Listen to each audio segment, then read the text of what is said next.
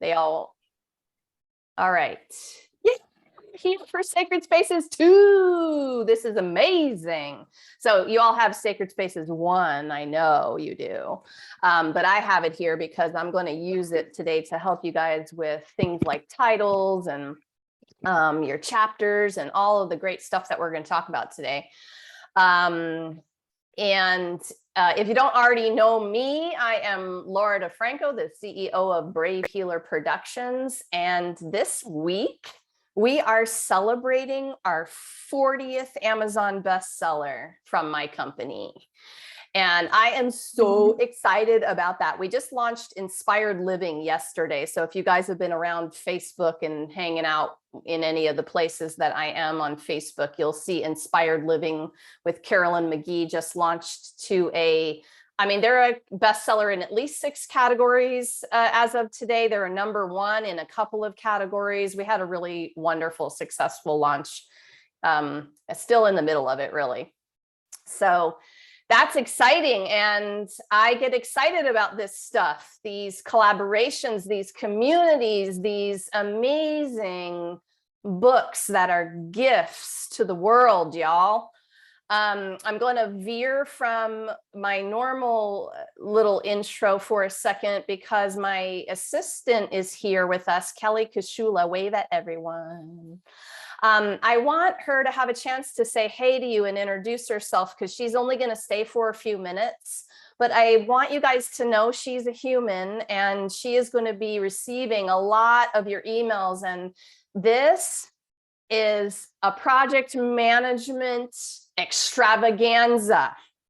And you are looking at one of the reasons I am still sane. Miss Kelly Kashula, please introduce yourself. Hi, everyone. I'm Kelly Kashula. Right now, I'm in Paris, France. Been traveling here. I'm an author. I'm also Brave Healers Productions, Brave Kids Books publishing director. I help Laura as much as I can. I'm like a right hand and a left hand if she needs it. And I'm here for you guys, so you can message me anytime, and I'll get back to you within the normal cycle of my Paris time zone. So is Paris how many hours ahead of East? It's 6 hours. Okay. So just so you guys know, sometimes you're giving us a question or a submission to the support email, and I do see those, but Kelly is really the one that's looking at those first. So, give it till the next morning because she'll wake up and she'll respond and she'll get some of that communication going. And we'll tell you a little bit more about emails and all of that stuff today for communication. But I really just wanted you to know who she was. She is behind the scenes, again, running a lot of the submissions, a lot of the emails, keeping the ducks in a row, keeping me on track with the projects that we have going on. And there are multiple projects going on right now. So some of that email communication, it's going to be super important that you guys put in that email subject line SS2. All right, for pretty much everything, that's going to help us. All caps, SS2, Sacred Spaces 2. That just lets us know, who you are and where you belong and how to respond to you and all of that good stuff. Kelly, thank you for being here today. And I know that you're going to drop off at some point. So thanks again for being here. No problem. Okay, so this story never gets old. I'm going to tell it again to you guys. I woke up on March 20th of 2020, and it was about a week after my physical therapy practice got shut down by COVID, and I had been in a bit of a panic about that, what I was going to do.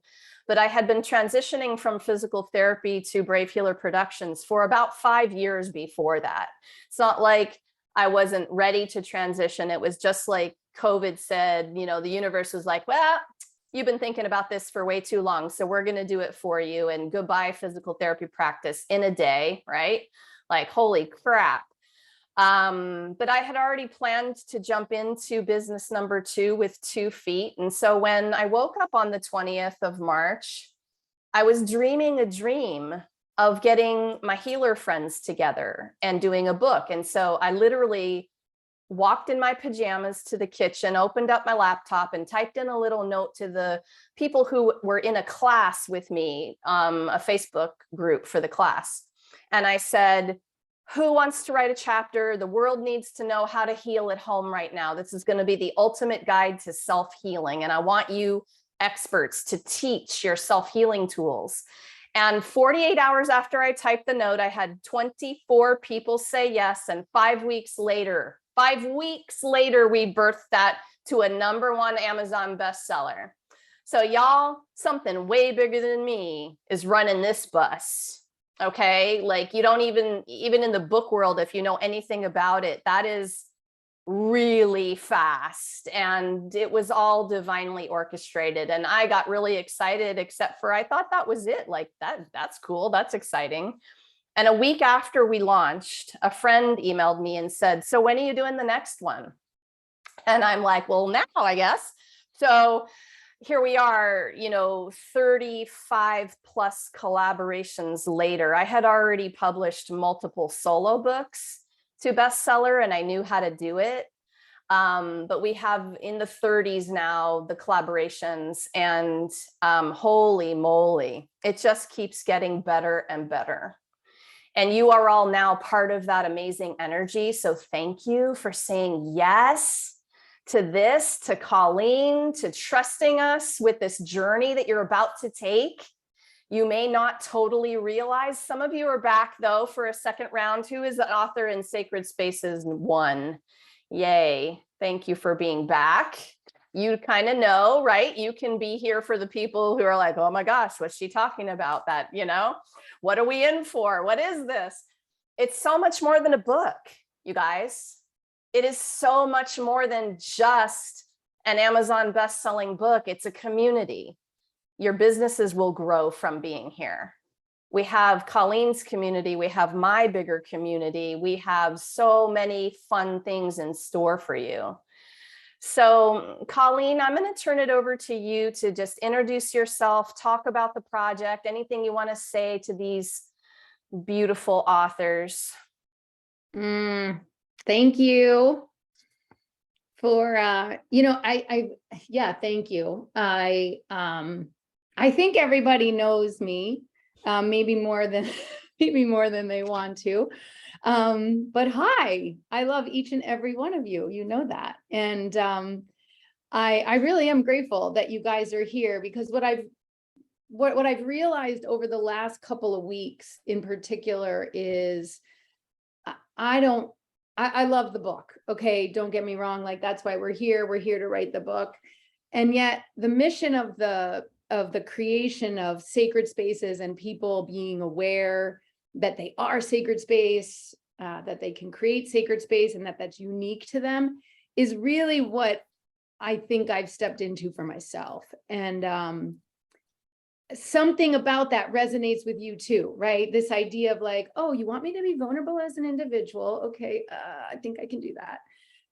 Oh, we're part of a collective. Okay, cool. I can get a little more vulnerable. And I love the idea of, meaning you're saying this, I love the idea of being part of that larger ripple. I think for a couple of you, I've said 1 + 1 + 1 is not 3. It's like 300 or something, right? It's so much more. So you're like, yeah, that. And then, oh, there's a way I could promote, create, spread word about my business. I love that. And so I love all those things. I still preach that. I still 100%, it's not a bait and switch, I promise. And I think there is something so much more powerful about us all being here together, creating a sacred space right here that allows us to germinate and grow and consider our own seeds and how we want those to go out. And as my life coach would say, Colleen, continue building your messy English garden. My garden will always be messy.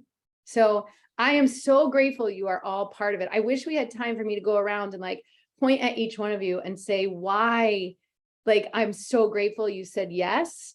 So hopefully we'll get to do that in the next couple of weeks, even if it's one-on-one, but I love you. Thank you for being here.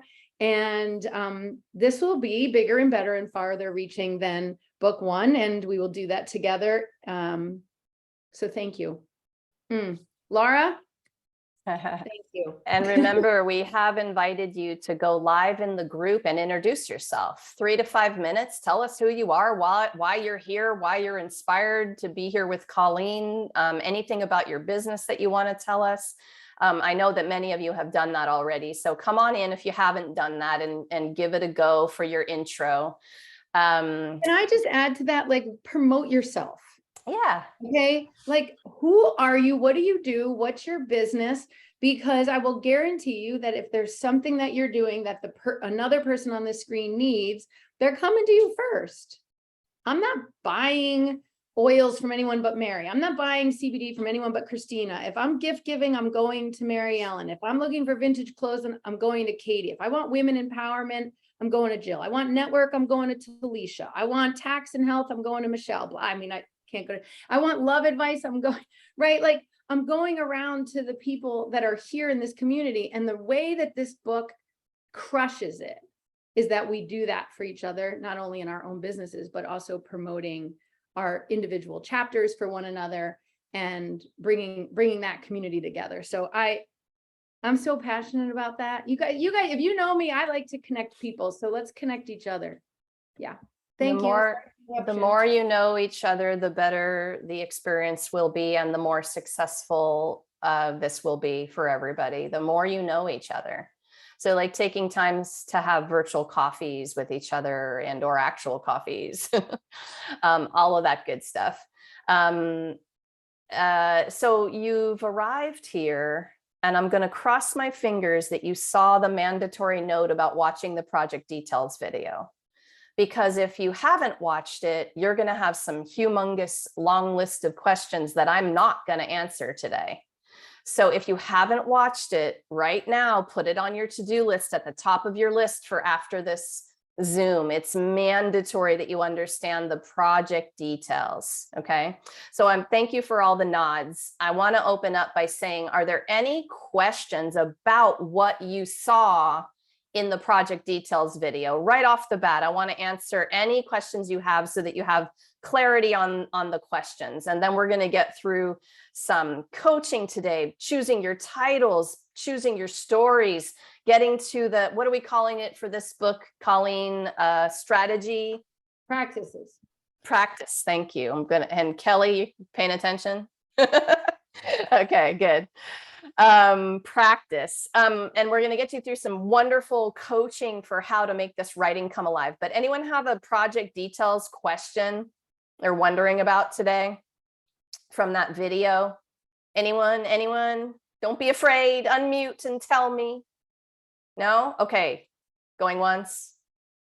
Going twice. Well, I don't have a question, but I will say this. I think it's always good to give flowers where flowers is due. And I think you did a great job at giving us all the details. Like, oh, good. I'm a detail-oriented girl. I like direction and details. And I think you did a great job of laying everything out. So if we're confused, we didn't watch. I appreciate that so much. Thank you. And listen, this used to be a 3-hour call. So you guys are happy I did that project details video at 36 minutes. Okay. I'm trying to make it easier on you too, and myself really. Okay. So Brave Healer Productions really has 2 missions with these books. One is to help our readers live extraordinary lives. And the other is to support the thriving business behind the author. And those 2 things are important to me. So as we go through this kickoff call today and we talk about this beautiful chapter that you're about to brand yourself with, it matters to me that this is good writing and the reader can't put it down. And when they get to the end of the chapter, they have to know more about you. They can't help themselves. They have to go find your website or your resource link or whatever you're putting in there, right? You're going to give them this beautiful gift, actually several gifts in the chapter. You're going to share a vulnerable story about who you are and how you got to here doing this thing that you do, and teaching the practice that you're going to teach them in the chapter. That vulnerable story, there will be healing in it for you and the reader. And when you all are sharing stories like that, you will come to me later and go, wow, I didn't realize what this was going to be. Because it's your own self-development process, this writing process. I don't want to be just a publisher. I spent 30 years in holistic physical therapy. That's my background. I am a healer. I'm a myofascial release specialist, craniosacral practitioner, and a 3rd degree black belt in Taekwondo. I have spent my entire life on the healing journey. And I can speak healer speak. And it is my job to help you get the words in the book so that all the rest of the world will get what you do and not be afraid. They'll be curious. They won't be confused. They'll be like, oh my God, that's me. I need that. Okay, so I get a lot of where you're coming from, and it is my absolute passion to make this chapter something you are super proud of, and that builds your business. So everything that we're going to go over today is going to be about that. And so you can stop me at any point if something isn't clear. In the details, you know that you're going to be writing a 2,500 word chapter, give or take 500 words. And the bio is an extra up to 300 words.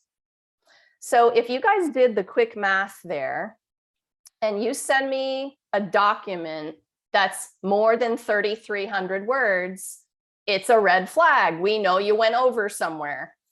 We're going to highlight the bio and make sure it's 300 or less. And we're going to highlight the story and the practice and make sure that is 3,000 words or less. But we do have a minimum. After a couple of times, couple of projects, people tried to turn in something below 2,000 words. And that was a little bit of a cop-out to me. It's like, man, you got more story than that. I know you do. Right? So if it's under 2,000, we're getting back to you in the other direction. That has only happened 2 times. Because typically it's the other problem. You guys, 6,000 words flow out of you and you come to me and you're like, oh my God, how do I cut this down? You know, that's the usual problem. But I'm going to help you with how to get it honed in. You all, it would be easier for you to write your whole book. I am challenging you to get an important story into 2,500 words with a teaching a practice after that. And you're never going to fit a lifetime's worth of words into half a chapter. Don't try. We want a defining moment story that resonates with your ideal client or reader, that will help them to know, love, and trust you enough to do what you're teaching them in the practice section. That's the goal here, not to get your whole life story into the half a chapter part. So I'm going to help you pick, because how the heck, after, you know, decades worth of living, do you pick one story? It's doable, and it's beautifully doable if you've read some of these. All right. The ones that are going to turn you on, don't try to get their whole life into half a chapter. They hone in on a scene in their private life and let the reader be a fly on the wall of that scene of their life, getting to know them at another level. So that by the time they get down to the practice, they can't wait to learn what you are teaching. And you will change up your writing style there, because you're going to step into master teacher in that practice section. So again, if you're watching the details, you know that there are going to be 2 headings in this chapter: my story and the practice. That is the only structure we give you, aside from the word count. If you'd like to put a quote or a short introduction before the heading, my story, you can. If you can put the pieces anywhere you feel like that makes sense, that help the reader down the page. A lot of you are, you know, you love quotes, so you like to put a quote first. That's totally cool. You can put them in anywhere. But I want those 2 headings in your document somewhere: my story, the practice. And Any particular questions about chapter structure now before we move on? Again, now's the time to get clear, you guys. So if something isn't totally clear, please just ask. Laura, can I just say, last time you said you can have 2,000 words of the story and 1,000 of the practice, vice versa. It doesn't have to be half and half for. Yeah, great question. I am not going to measure how many words you offered in your story versus your practice. However, again, the cop out is too little story. Y'all are going to have a great time writing your practices. You're all master teachers and coaches. That's easy for you. I get it. But it's the story part where you're not totally sure, you know, TMI, how detailed should I go? You know, how vulnerable am I going to get here? We need more story. Okay. And if it's 100 words of story and the rest of your chapter is practice, nah, I'm going to call you. Sorry.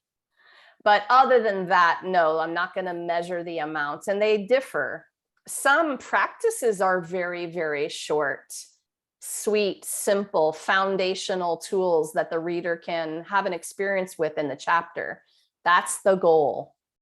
Let them have a practical experience. So the other thing that happens in the practice section is, you know, you've got a 10-step method and you're trying to get all the 10 steps in there, and it kind of just skims over it. It doesn't go deep, and they're not really having an experience.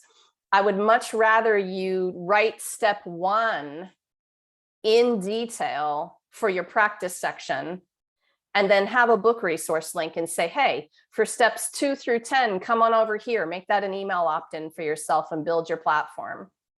And they're going to want to come for the next steps. If they have an experience with the first one and they're like, whoa. And you all know one basic, simple, foundational, powerful thing can change a life. Do that in your practice. And then they can come and learn more on your link. So thanks, Angela. Great question. Anything else like that? If you have learned from a master teacher, please cite the work as theirs. The practice needs to be your unique practice. If you are talking about the work you've done and or using it at all, you have to credit your teachers. Okay, we got into a situation where after we published a book, somebody found out that they talked about the work and didn't cite it, and now we have to republish a book because of that. Yeah, that's going to be a head shake for me this time. So if you ever have questions about how you're writing something about that, and we have all learned from, I don't know, dozens of people to bring our unique blend of magic together. You know, Brave Healing is a combination of body awareness, meditation, and therapeutic writing. And I have learned from all kinds of different people about writing and all kinds of different people about healing. I made my own blend and titled it something, and that's cool. That's nobody else has that. That's what I'm hoping you'll offer in your practice, your unique magic. We all know that we have a bazillion teachers, but if your practice is a solo practice and somebody else is the guru of that practice and you are calling it the name they call it, it has to be cited. You have to give them credit. Okay. I'm sounding a little intense about that, aren't I? It's a bummer to have to change something after you publish, you guys. It's a big fat bummer. Yeah. So, okay. Structure questions. Anything else? Yeah, Anne. I'm just wondering for the practice, it's just like one section, right? So it can't be broken up in between, or if there's like spaces for it, if it fits in, or is it just like one thing at the end where in your story you kind of refer to doing things and then you wrap it up in the practice? I'm trying to get your actual question. I want the story to be in the story section. I want you to have a nice transition paragraph about what they're about to learn and why it's important to you. We'll talk about this in a minute when we get to the writing coaching. And then you're switching up to master teacher, and under the practice, you're starting to teach. Is there sometimes a little more story in the practice? Totally. But I want you to save your teaching from the story section. There's some education up in the story a lot of times. Okay, yeah, yeah. Yeah. And where you put some of those pieces is totally up to you. It'll be fine. It'll flow. But if you start to teach up there, you might want to hold your horses a little bit and get it down into the practice section. You So know, just kind of refer back kind of Yes. where the little introduction. you can I'm do sorry. that. Okay. Yep, you can do that. And I've had such great feedback about the structure of these books that I'm sticking with it. People know where they are. They know what to expect. They love the practical exercises. Who wouldn't? We're giving them a master toolkit in these books for life, you know? So yeah, so, but you have creative license, and, you know, you can do that in whatever way feels great to you. Okay. Yeah. Thanks. Kelly, what was your reminder real quick? The reminder is that footnotes and references are included into the word count. Oh, thank you. Yes. And so you can use footnotes and those references, but yeah, those are part of the words. Any other questions about the structure before we start to talk about this next piece? Okay, well, and we'll continue to talk about this as we get into talking about your writing, your titles, all the good stuff. For right now, I really want to switch into you thinking about the beautiful reader that's going to pick up the book and read your chapter, and maybe their life is going to be changed by it. And you all have heard in business, if you're talking to everyone, you're talking to nobody. It's the same with this chapter. I want you to think about who you're writing for. And so I'm going to invite you to just close your eyes with me today for a minute and come on into your body with some deep pelvic bowl breaths, letting your ribs expand in all directions with the inhales, softening and relaxing your body on the exhales, and go with one connected breath to the next. Every exhale, you arrive just a little bit more into your body. Head through the fingertips, down through the torso, all the way to your feet. To remember you have feet. And breathe deeply into your pelvic bowl. Clearing your mind, relaxing your body, softening, letting go.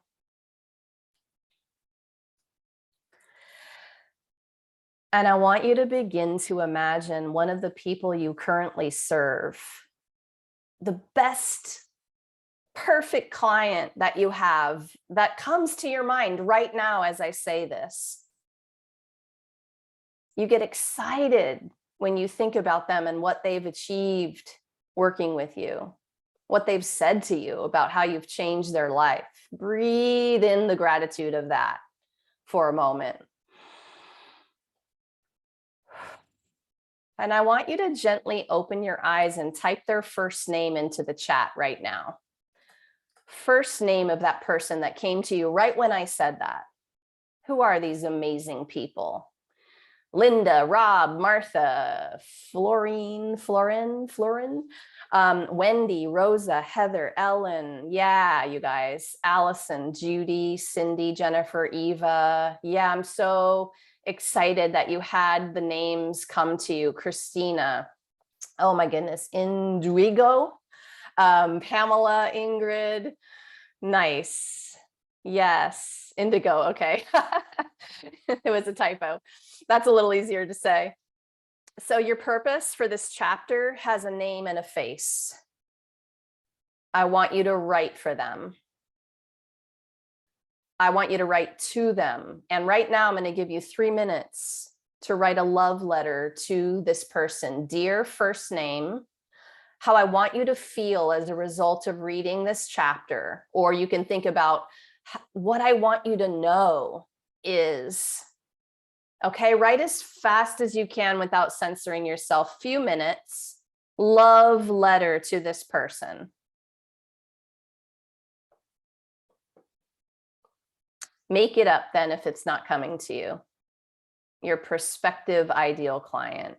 Write a love letter to this person that's about to read your chapter if no name is coming to you.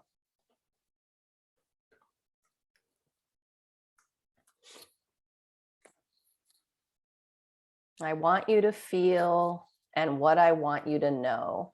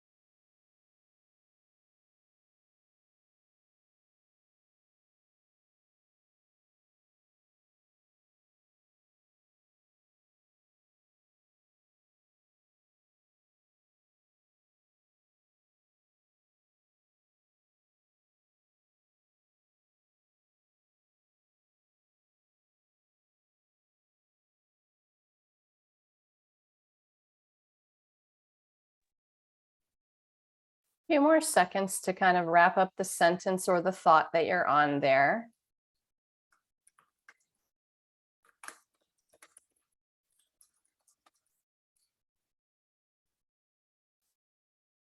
I'm gonna need 2 more minutes. My chapter will be done. Just hold on. I'll- Nice.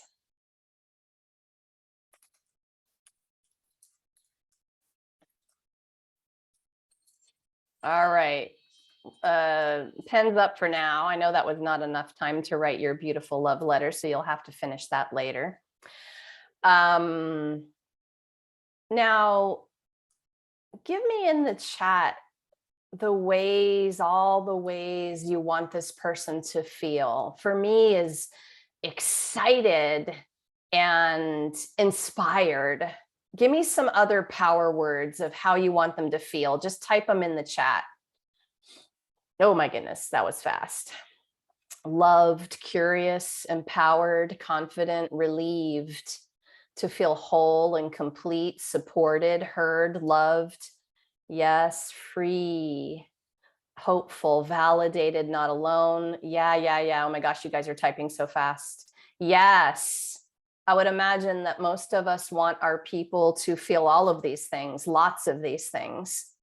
And when we are vibrating at that level and we have an intention to write, to help an actual person feel an actual thing, your writing comes alive.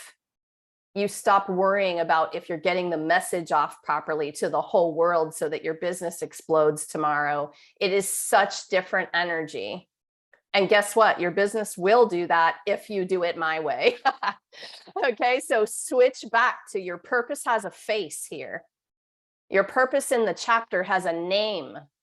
It's personal. How do you want them to feel? Are you sitting down to your computer and actually feeling that? Or are you feeling a little bit like, oh my gosh, I don't know if my chapter is going to be good enough. I'm a little afraid that is going to be this or that, right? So just give yourself a couple of deep breaths and understand where you're coming from when you begin the process of crafting this chapter. The energy matters, and it is magical when you hone it in like this. Who would like to read their love letter? I would take the first two who raised their hand. Who wants to read Be Brave? Yay, Mary. Mary's been with me before. Who was that? Alicia. Okay, great. Mary, you go first. You're going to read from the first letter, the first word to the last. You're not going to share any backstory right now. And we will be happy to hear this love letter. Thank you. Dear Linda, what I want you to know is that you have been so brave to step into an unknown territory. I want you to know that you inspire me with your willingness to keep seeking solutions, even when you were confused or unaware.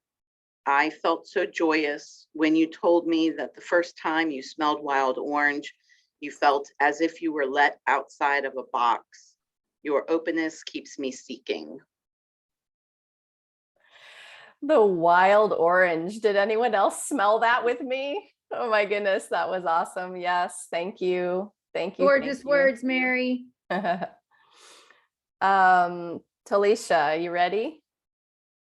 I'm always ready. All right, good Okay. deal. So I said to my person, I wanted you to know that you have allowed me to relish in my work. You have entrusted me with your sacred space and allowed me to reveal the pearl nested inside of you. I've been reconnected to my light by watching you shine, and it's been such an honor to serve you. Beautiful. You guys feel the feels Get from a these? whoop whoop something. I got a lot Yeah. of energy. Whoop whoop. These beautiful love Lovely. letters.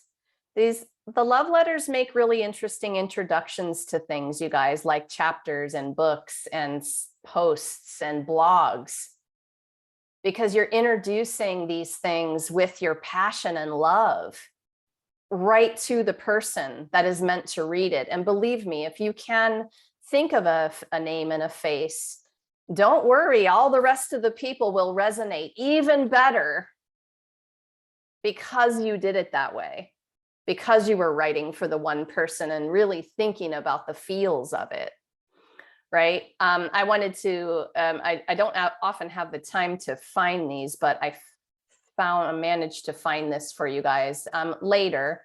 If you would like a little few minute inspiration to take you a little bit beyond, this is a poem that I wrote and also recorded called Purpose Has a Face. It's a video.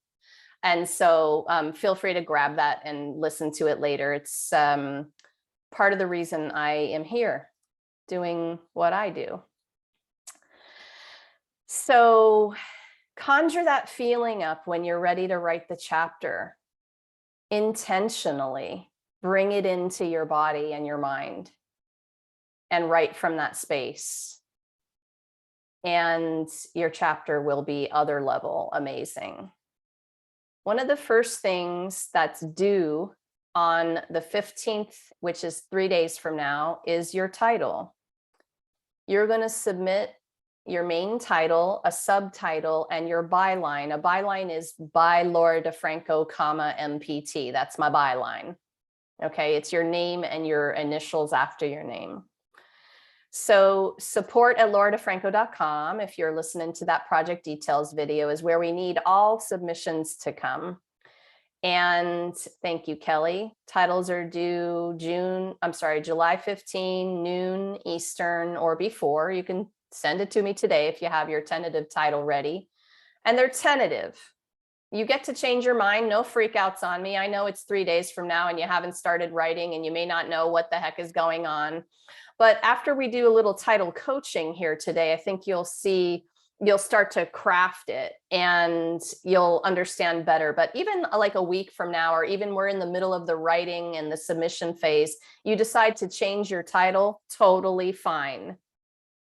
But this title submission gets you started thinking about it, and it also helps us craft the book.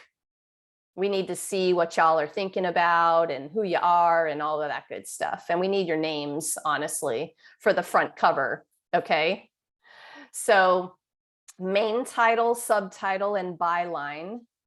And that name, post initials do not go on the front cover. If you've seen the front cover of the books, you know that there are several names below Colleen's name. And if we tried to put everybody's post initials on this, there'd be no way. They don't all fit. If you happen to be a doctor, DR is before your name, or Reverend is the other one that we see sometimes, REV. Cool, then you're writing that in your byline and we know it, and we will include Dr. So-and-so on the front cover.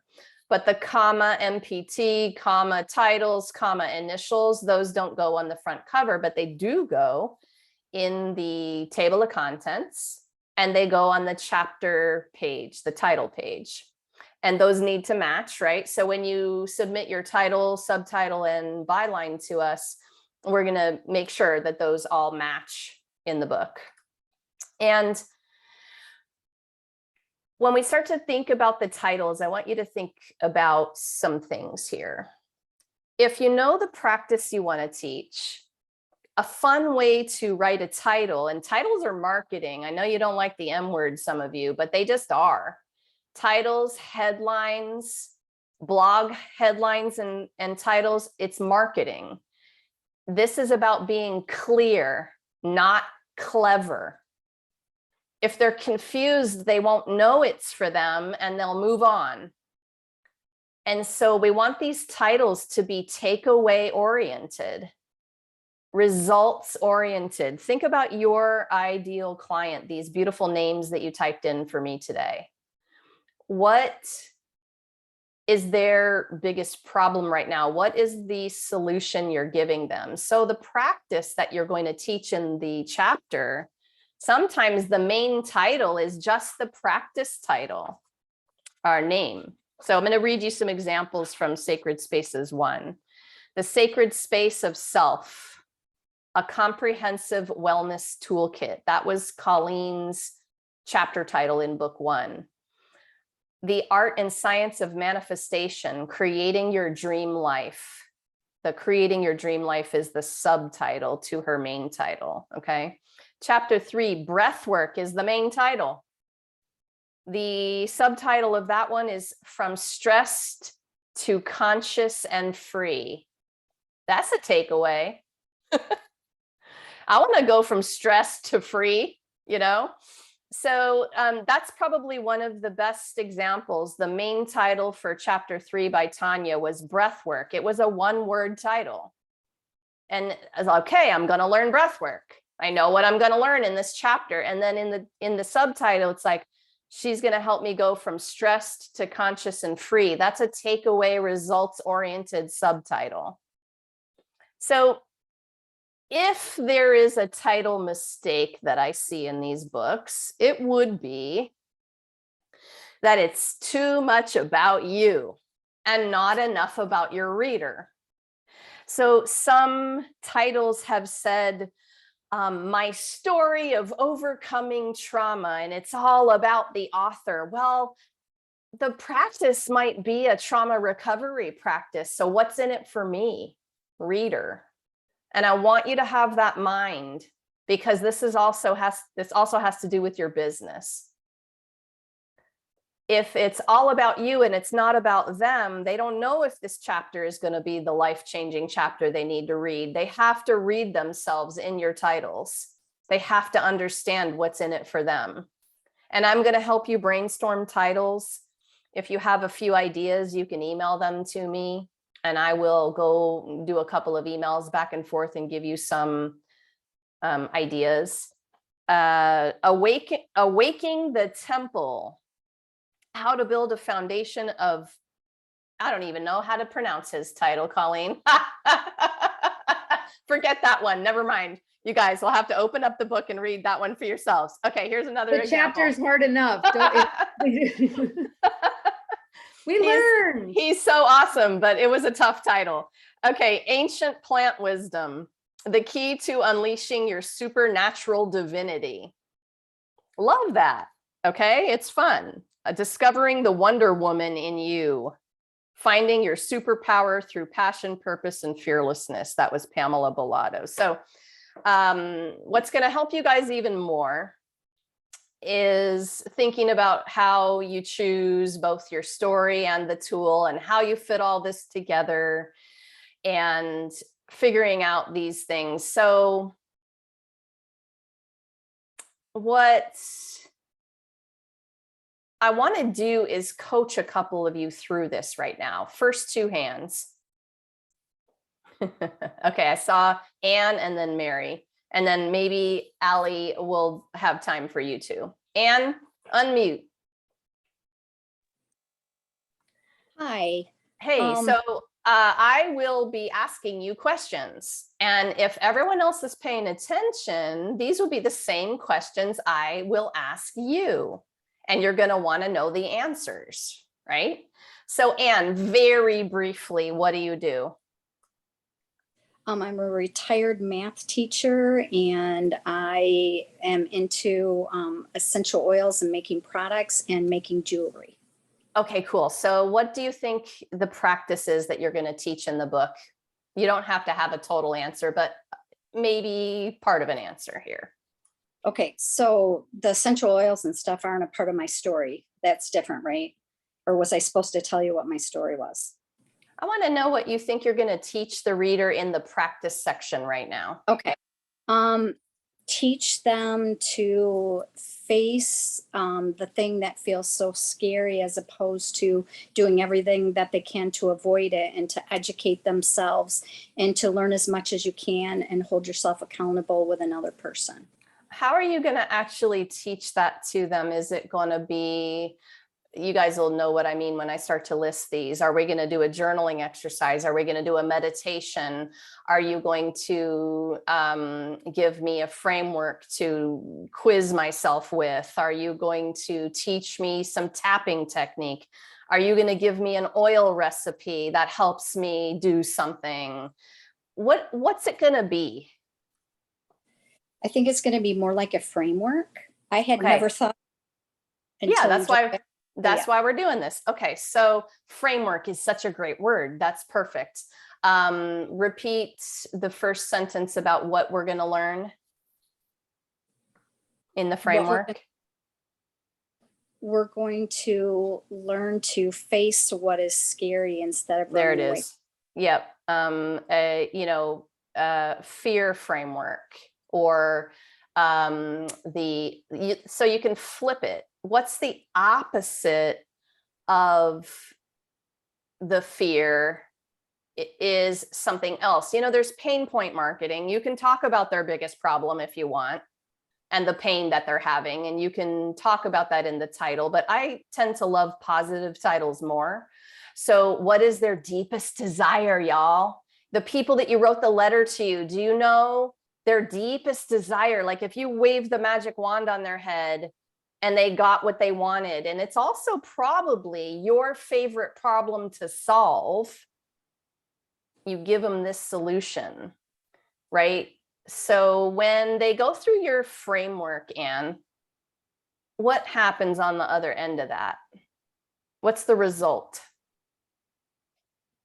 They're going to embrace things that are not perfection, things that had seemed scary to them before, and turn it into a positive and a learning experience. And when they do all of those wonderful things that you just mentioned, then what tangible thing are they getting in their life that they wanted really bad? So I have embraced my imperfections. I know my my imperfections are what make me perfect. And I'm out in the world facing my fears, me, Laura, the owner of a publishing company with specific problems. They have the And yeah, what? To what? opportunity to heal and to get out of their heal what? Okay, now pause. Okay. Everybody, think of the person, not everyone in the world. Think of the person you wrote the letter to. What is their thing? What is it for them, Anne? They're healing their negative self-talk and learning how to talk to themselves. Their negative self-talk is creating a bigger problem, either in their marriage, with their kids, in their job. Maybe they can't transition to having a business because they just can't do it. It's too fear producing. What's their specific problem that the negative self-talk is creating, making worse? The negative self-talk is not allowing them to actually see the person who they really are. And when they see the person that they really are, because they went through your amazing magical framework, what's happening in their life after that, that is the thing they wanted? You guys, most people are not walking around the world saying to themselves, I just want in my life to be the person I was meant to be. Some people are saying stuff like that, but they have no idea what they're saying. Most people are saying, I want a better marriage. I want a job that lights me up every day. I want to be a better mom to my kids. I want to mend that relationship. I want a bigger bank account. What do they want? I want to say they want peace with their relationships. Okay, now we're getting there. Okay. Peace with their relationships and the ability to go after their dreams, whether it be a new business, a new job, a side hustle, things like that, that their negative self-talk was keeping them from being able to do. So peace and relationships and going after their dream job are two very different titles. Yeah. Okay. And they're both great, but I'm going to start you there. It could have been either thing that you just mentioned, but not both. Mm-hmm. Okay. So think about, I'm trying to think of a word for you. You'll know because you do it. I want to know what that framework is. I want to learn the best relationship ever framework, right? And that's your main title. And then your subtitle is, opening doors to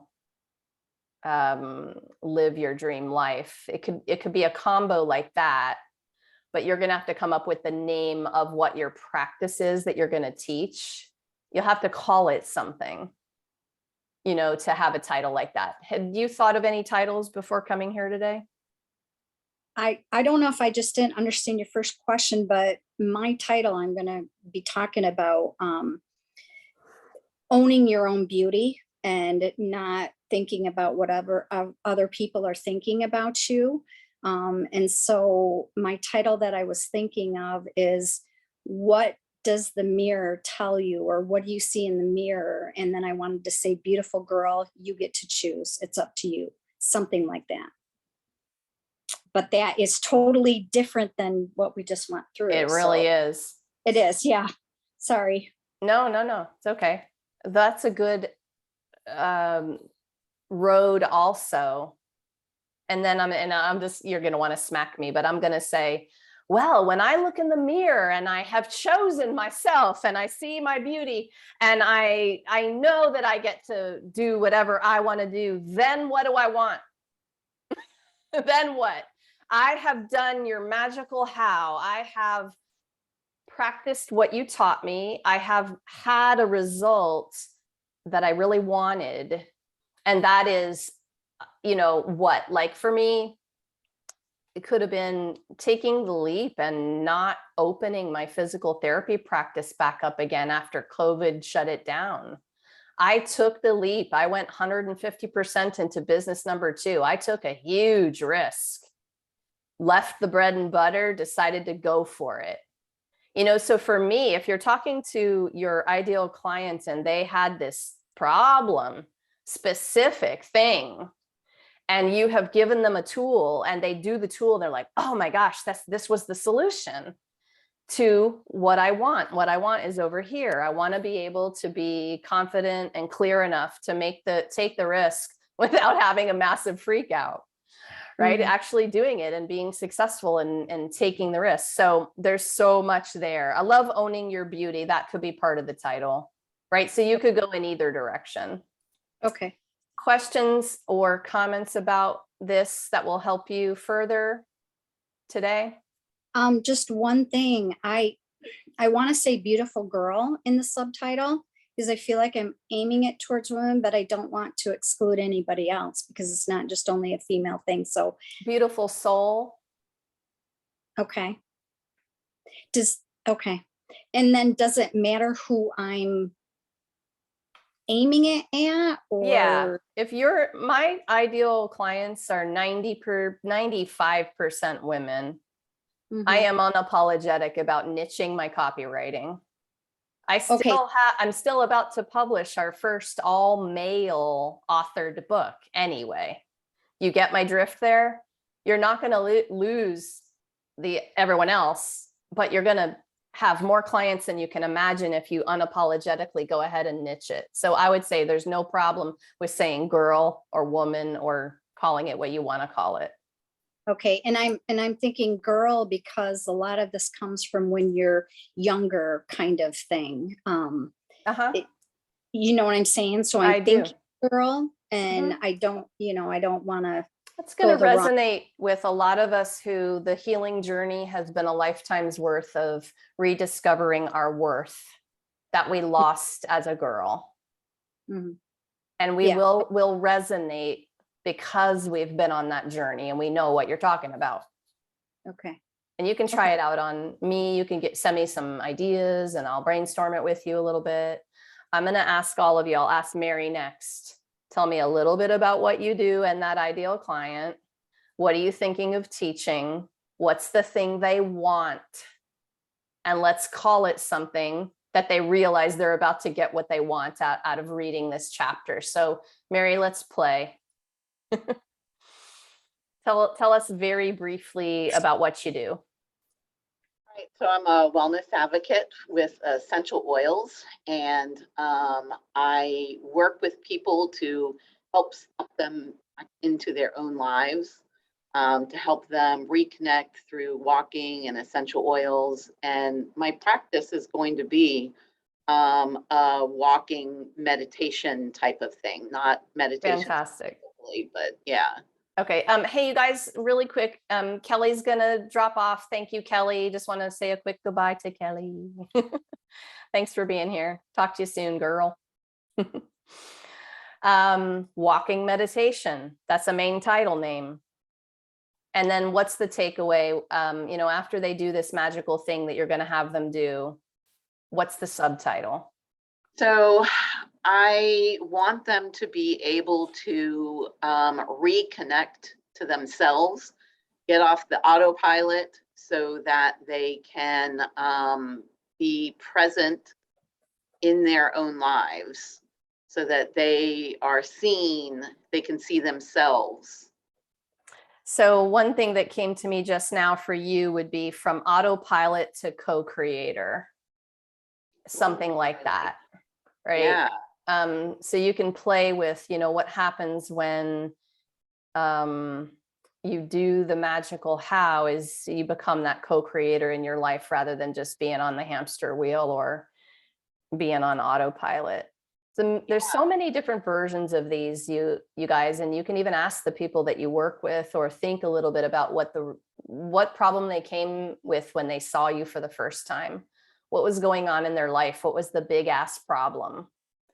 Autopilot life is zombie life is you head towards burnout pretty fast.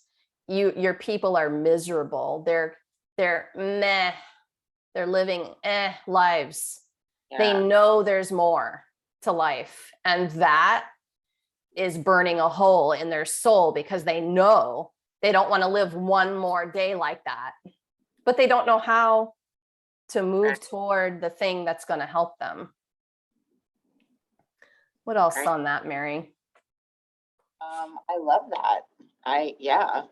Cool. So write that one down, from autopilot to co-creator, and then you guys can send me some ideas if you have multiple ideas or whatever, and we'll get it. Remember, tentative title is due in 3 days. Tentative. It's okay if you change your mind 5 times. No big deal. I just need to have a little look and a little see about, where you're headed. There was one other, who else did raise their hands? Allie, yeah, great. Want to play? Yes, I want to play. Okay, tell us Because briefly what, yeah, go ahead. no. I will go through your questions. So, Okay, yes. briefly what you do and what you think you'll teach in the chapter. Okay, so I am a health and wellness coach, and basically I work a lot with doctors and chiropractors who send me their patients because they usually got a very bad blood test, high in cholesterol, they're pre-diabetic, they're at risk for chronic diseases. So by the time I get them, they're scared, they're confused, they're overwhelmed, and I mean, quite honestly, they're a mess. And they're just Okay. like, we need to get this down. What do you think you're going to teach in the practice section? What's your magic? So my approach is, let's not make this a takeaway and something that you have to do. Let's call this a journey to wellness, a road trip to wellness. And this is what my previous book was all about. So what I was thinking of, and I kind of changed it after our conversation, but I'm thinking because they're lost, they don't know where to start. I don't know how to word it, so maybe ideas are welcome, but originally it was ready, set, let's do this, embarking on your journey. Now I'm thinking I should put something like, clear out the cobwebs, or like something to give them reassurance. Yes, we know you're lost. Here's your packing list. And the practice would be basically a packing list, things that they should know before they start out on this journey. And that includes clarity, alignment, just like a couple of elements, like things that I wish people would know before they start on the journey to wellness, because it just makes the trip easier and actually fun to do versus giving up sugar, running every day and such. I don't know if I'm articulating well, but that's kind of the gist of it. A packing list for your journey is a great subtitle. And then the journey, though, we have to define, because my journey is not like their journey, is not like the next person's journey. So I want to make sure that we're talking about, if this is your thing, peak health and wellness, peak performance, or are your clients actually pretty sick and they want to come up to a particular level that might not be like peak performance athlete level, but they are just wanting to live life a little bit better, whatever. We have to figure out how to name what the journey is in your main title. Okay. They are usually under the threat of having diabetes or, a cardiometabolic system and stuff. So usually they're very scared. They're very overwhelmed.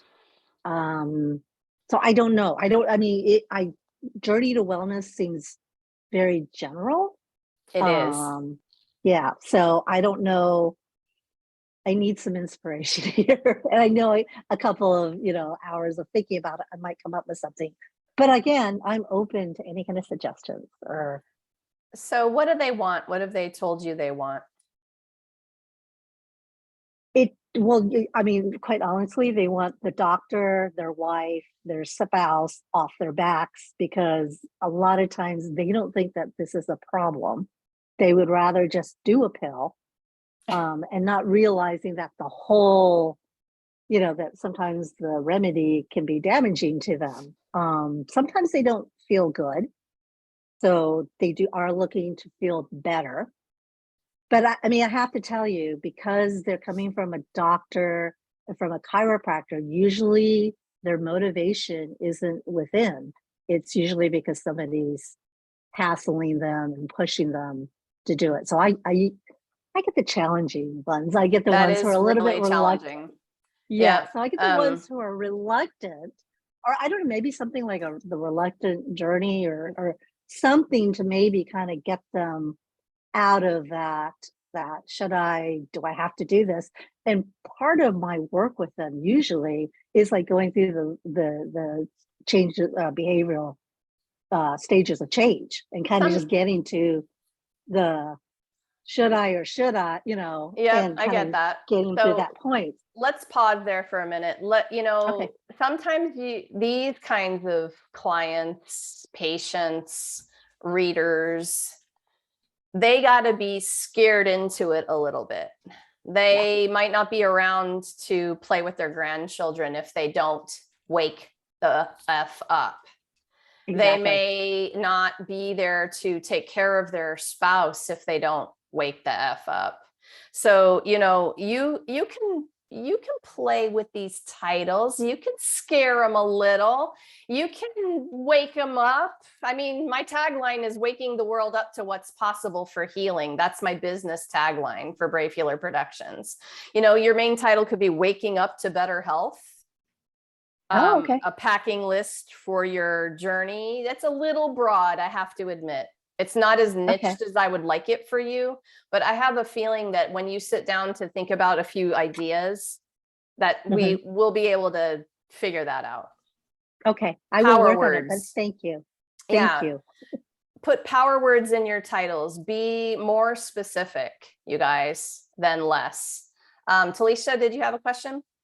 Yeah, I mean, this is so crazy because I'm like the person that you should probably talk to about this, because I'm literally going through this right now. I rushed in here from the gym, and all week I've been having conversations with trainers about like how I'm just not motivated to go to the gym, but my body is just, I need energy, I need endurance, and I know that I need this, but I'm not the girl who wants to go and work out every day. So I love how you are saying like the journey and the packing and getting all your things inside the bag and kind of packing your health suitcase, because I feel lost, exactly what you're saying, like, because the motivation isn't there. Like, I am not self-driven to do this. And I feel lost throughout this entire process because every day I come home and I'm confused and I'm like, I don't even know where to start and I don't want to do it anyway. Right. Okay. And I feel Talisha and Allie, you need to do a virtual coffee together and brainstorm definitely. Allie's title for sure. Okay. Definitely. And this is exactly what happens is like when you start to talk about it, people are like, that's me. I'll help you with your title, and like, what would she want to read? If she was going to get a result out of your title, like she would read it and go, oh my gosh, she wrote that exactly for me. What would that be? So that's fantastic. Okay, I want to show you guys something real quick, and then we're going to move on to the story because that tends to be even a little harder to think about. But let me share my screen so that you all can see a sample chapter. So we'll include after this call an email that'll have a lot of resources on it, including a sample chapter so you can look at this better than now on the computer. But this is a submission. This is how your submission will look. It's going to be, you're going to send us a Word document. You're going to maybe know your chapter number by the time you submit. You may not. So don't worry if you don't know your chapter number. Okay. You'll have your main title, your subtitle, and your byline at the top of your document, like you see mine. And then you see, I'm starting to write here. The only thing that's missing from mine is that. Okay, so my story needed to go first, the heading. All right. And then there's my story, and I'm typing away, down I go. And then you come to, in this book, it was called The Strategy. Yours is going to be called The Practice. So you'll have heading number 2. Notice that I also use bolded subheadings too. Totally cool if you guys want to add those. And I'm going to type out my strategy here. You can see I've got a bullet list in mine.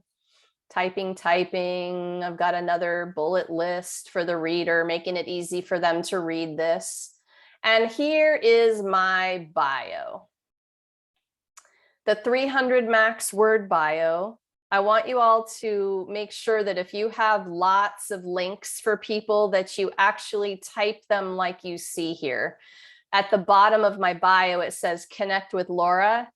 And then I have put them in line so that when we go through the book, they all look the same there if you have multiple links. If you have just a website link and you want to put that in the last paragraph of the bio, totally cool. But if you're like me and you have multiple sites that you'd like to share with people, please structure the typing like you see here. And the sample chapter will be on the email for you all to read and open and everything, okay? When I highlight my bio, I'll get the word count for my bio. This bio, including all the links at the bottom, is 253 words. All right, so you can easily figure out what your word count is for your bio. Does anyone have any questions on this while I'm still screen sharing? Before I pop off of it, just unmute and ask me because I can't see you all right this second. Any questions about the bio here? The headings? Or even the top where we did the title? I have a question about the bio. Yeah. So I know we're writing our chapters in 3 weeks, and there will be obviously edits to those. And so if something changes in our bio, what's kind of the final time that we can make any changes to the bio portion of our writing? When you submit your chapter, we hope it's your best, cleanest work. Yeah. You've proofread it. You've had somebody else take a look at it. You read it out loud to yourself. Is probably the best editing tool you'll ever hear. Right. And then for the 5 or 7 days after our chapter submission deadline, which for you guys is August 2nd, we'll be in the editing phase, and I'm going to be reading the chapters and giving you some edits, some suggestions. I'm going to give you this chapter back with those. And in that first round of editing and your chance to do corrections, that is where you have the flexibility to do anything you need to do.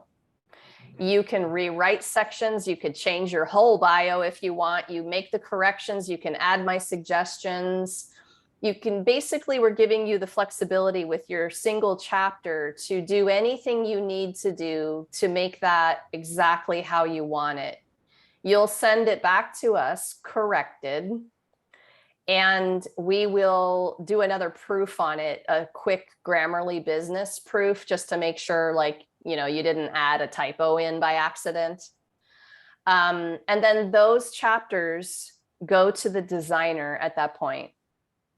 When we have our first interior formatted and the PDF comes back, it's much harder to do a bazillion changes. We want the round 2 of editing and corrections to be, you get 10 max. You might find little things. We're actually hoping you don't have any changes at that point, but we're letting you have up to about 10 small corrections that you can make. And this is a great time to change a link. So totally fine. Maybe you got your website up and you need, you didn't have the link when you first turned it in. Totally fine. You can add something small to your bio, totally fine. Maybe you really didn't catch a typo and we didn't either. You guys know the kind of typos that we don't catch. They're actual words, they're spelled correctly. We just didn't catch it because it's not being caught by Grammarly or we aren't seeing it. Doesn't matter how many times you proof a book, there's always going to be a typo in the end. We do our best. But small changes like that. So did that help answer that question? Yes, thank you. Okay. Anything else about the document that you guys want me to answer before I pop off of here? Okay. So just to give you a quick look at what that is. So now I want to talk a little bit about the story part. All right. And I'm going to give you a minute. I want you to think about this and write a little bullet list, a little list for me in the next minute or so. I want you to think about the defining moments of your life, the transformations, the moments that you became who you are, teaching what you're going to teach in the chapter to the reader, the moments that made you stand for what you stand for today, defining moments of your life. I want you to write down 2 or 3 of those. Think about the scenes, and I'm going to give you a little example so that you can think about this in some different ways. In 2016, I was sitting here on Facebook in front of my computer, and a business messenger message popped up, and it was from a total stranger. And she said, "Ooh, I love that thing you wrote on Mind Body Green, the blog, and I've been struggling lately, and I was wondering if you had some more links I could read." And I learned that she had been struggling with depression. She was a mom of 5. And so I engaged with her in the chat, and I said, yeah, of course. I had written like 300 blogs on Medium and my blog. And so I did not have a lack of things to send her. So I said, yeah, of course, give me a minute and I'll come back to you with some different things to read. So I did. I dropped some links for her. But after I did that, I went away and I spent a bit of time, and I wrote and dedicated a blog to her anonymously about self-care. She was a mother of 5 struggling with depression. And I invited, as a call to action in my blog, I invited my audience who I knew were other mothers, other healers, women who had been through depression, to step up in the comments with love and support and advice for her. And they did, and it was amazing. So I have this blog with these comments, and I dropped the blog link for her to read. And she felt connection for the first time in a really long time. We became friends. She came into a course I was teaching, one of my very first signature courses. And she went forward to writing her own first 2 blogs to the world ever. One about her struggle with depression and being a mother of 5. And the second blog was like a shout out to other mothers. Hey, if I could do this, you can do this type of blog. And it was amazing. While all of that was happening and I was getting to know her and she was in the class, what I didn't know in the beginning, what I only found out later, is that she had actually been planning the suicide note she'd write to her husband and 5 children. You guys, if that's the only thing I ever do with my writing, I'm good. It's enough. And that is one of the signature stories that I share and write about that made me who I am doing what I do today. Like, your fear of not good enough is boring to me, because what if that thing you're still a little afraid to share is exactly what somebody needs to hear to change or even save their life? Would you worry about your story being good enough, or would you just share it more? Okay, so I'm giving you these little pieces of a talk that I do a lot to inspire writers to be brave about the stories they choose. That signature story for me has burned and lit a fire that has burned underneath me since 2016. I wake up for Shirley. That's my gal. Who's your Shirley, right? We wrote love letters today. Was that your Shirley? Does another name come to you now that I'm telling this story, right? Who are you writing this for? So what's the defining moment in your life, the signature story? You probably have several, but what's the one that you want to share for sacred spaces too that helps the reader come into this book and this world with you as the expert that's then going to teach them something. Okay, 1 minute, give me a bullet list, 2 or 3 ideas of defining moment stories that you might write about. So my bullet list would say the Shirley story. That's how I would write this right now. And if you finished, if you have like 2 or 3 already, just type done in the chat so I know if you guys are done.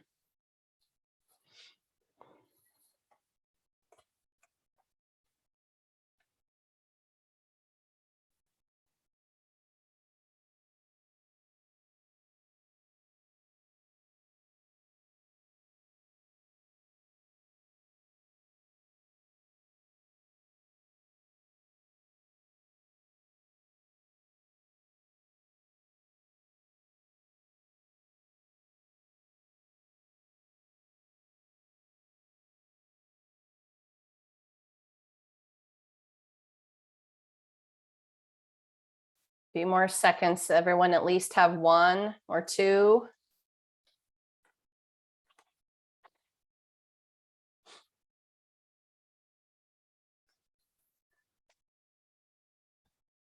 Good, good, good. All right, there come a few more.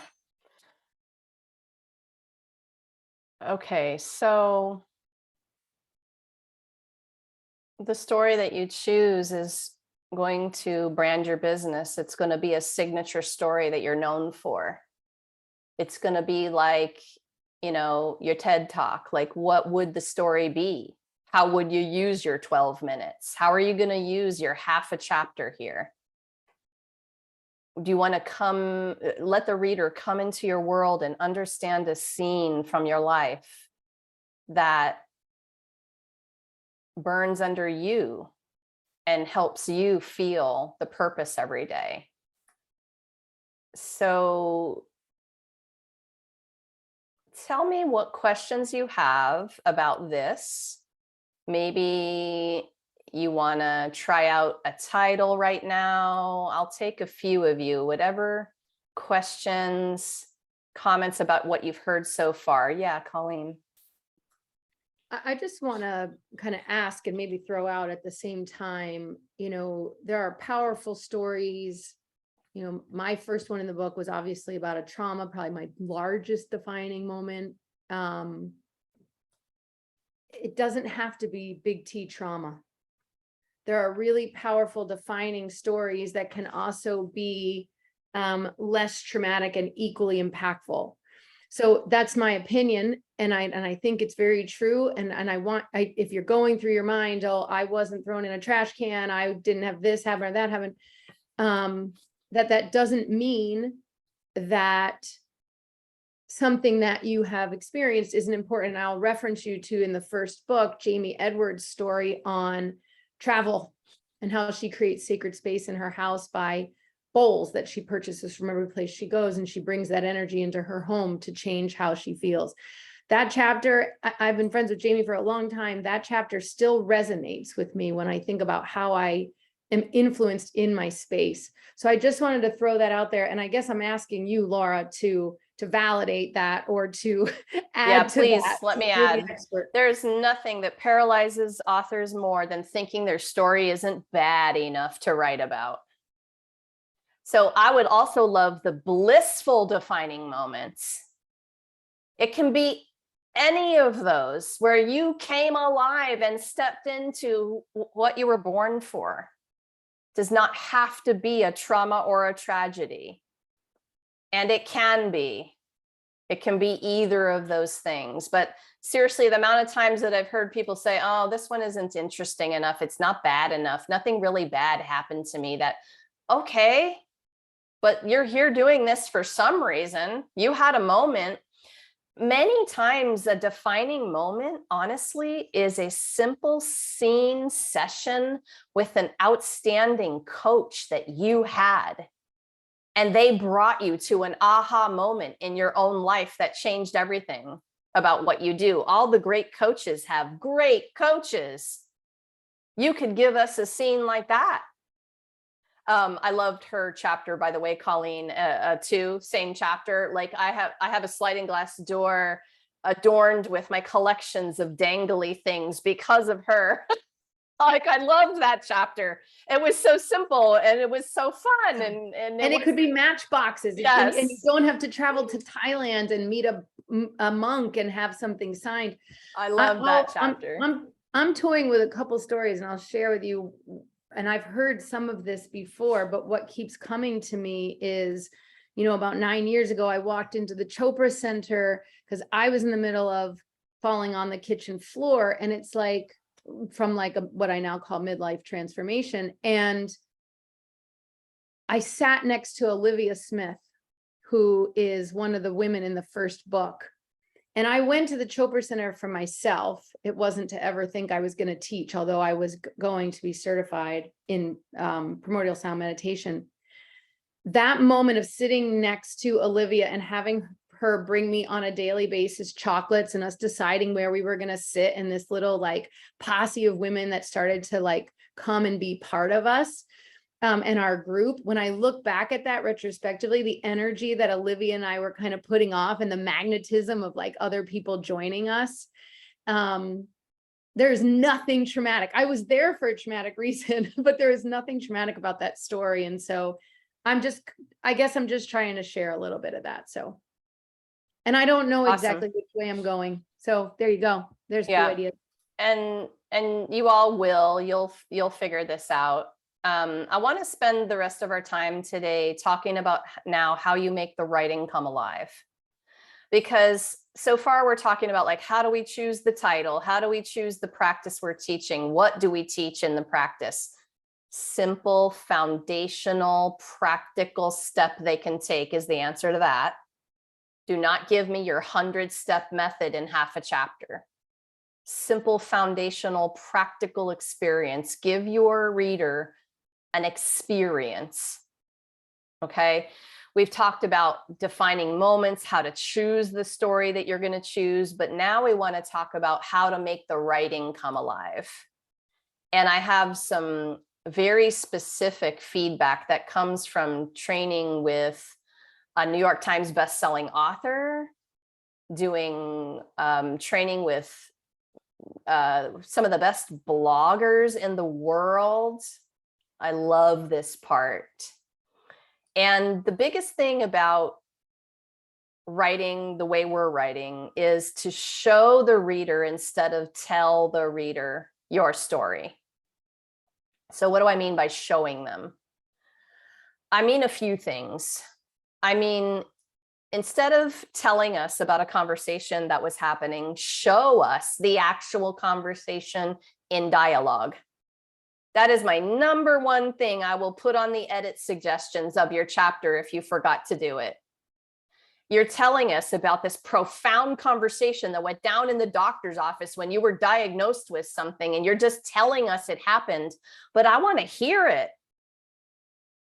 So put it in quote marks, the back and forth of what people were saying, the actual words. Lets me be a fly on the wall. Readers will be like, oh my gosh, I can't believe she's showing me this. Like, it feels like a secret that I shouldn't be reading. They are in your material when it's dialogue, y'all. They are in, man, and they can't get out. Okay, so a lot of authors have written about sessions they've had with their own coaches and their own therapists and vulnerably offering their process in dialogue. It's powerful. Here is an example for you. This is me telling you. So the other day, my boyfriend, Chris, came home from work and he was really angry. He came in the house, threw his keys on the table and started to tell me about a conversation he had with his boss that he was furious about. That's me telling you. Okay, here's me showing you. I heard the front door slam so hard it shook the windows. When I went into the hall, I saw Chris standing there, fists closed and jaw clenching. Oh my God, I can't believe what Bob said to the group today. I don't think I can work there anymore, he said as he threw his keys on the table. So I did two showing things there. I gave you the actual dialogue out of his mouth, but I described angry instead of telling you by using the word angry. I did fist closed and jaw clenched. I was describing the body language of the emotion. That's showing us the scene. I also did front door slammed so hard the windows shook. You could hear that. I was getting you into your senses. That's showing. Okay. Here's another example. This is the telling. We walked in the door of my mom's house in the middle of a pretty intense conversation about gardening and headed for the kitchen. My sister wanted coffee, but headed for the bathroom upstairs first. Mom was happy, happier than I've seen her in a while. Here's the showing version of that. We walked in the door of my mom's new 2-story condo, sweating from our walk. I could smell the mulch they had just laid down in the complex. Listen, you have to make a compost first, my sister said. We were having a great conversation about gardening. I just took a permaculture class, she continued. You should see my tomato plants. Hey, make me a cup of coffee. I have to pee. I could hear her footsteps trotting up the wooden staircase as she went to the bathroom. I glanced over at Mom. She had a huge smile on her face as she poured water in the coffee maker. I've never been so happy, she said, and I smiled back and thought, I'm so lucky to have my family close to me again. In that example, you got dialogue, you got smell, you got sound, trotting up the wooden staircase, you got the coffee smell, and lastly, you got my inner thoughts. And I smiled back and thought, comma, I'm so lucky to have my family close again. That is all in italics. Inner thoughts, not out loud. Italics is the way you show me the thought process that's going on in somebody's head. It is a gift you give to your reader. When you all are gifting us your awareness, you're being vulnerable. You're showing us what happens inside of your head in a scene. That can be a huge gift you give to your reader.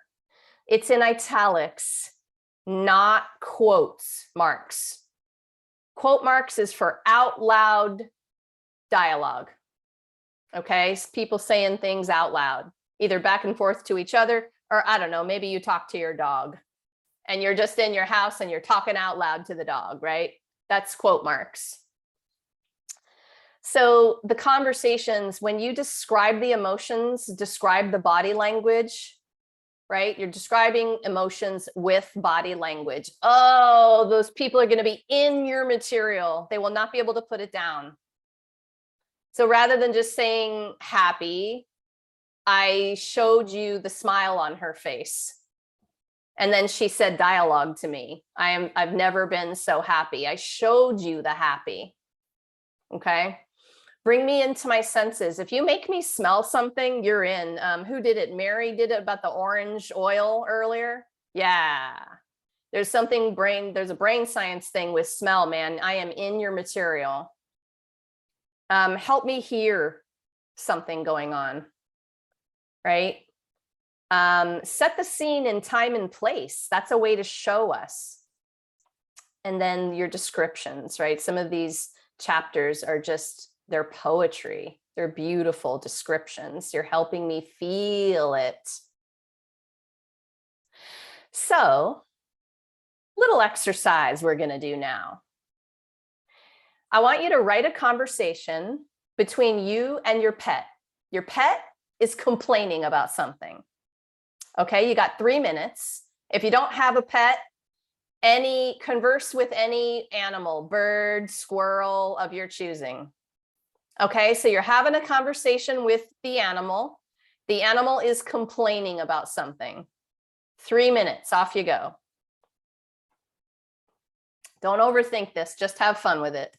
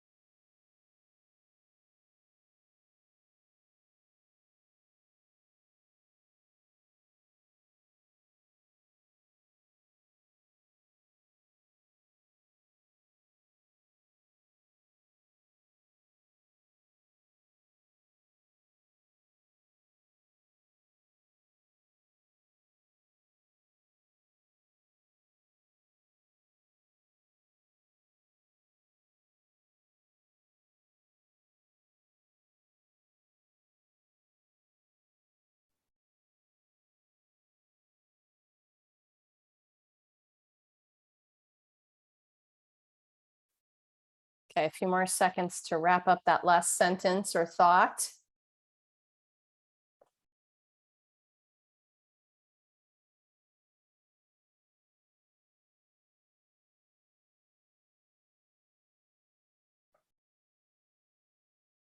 All right, pens up on that one. And start a new page or make a new little section. You've got 3 minutes to show me bliss. Scene, dialogue, senses, body language. Show me bliss. 3 minutes.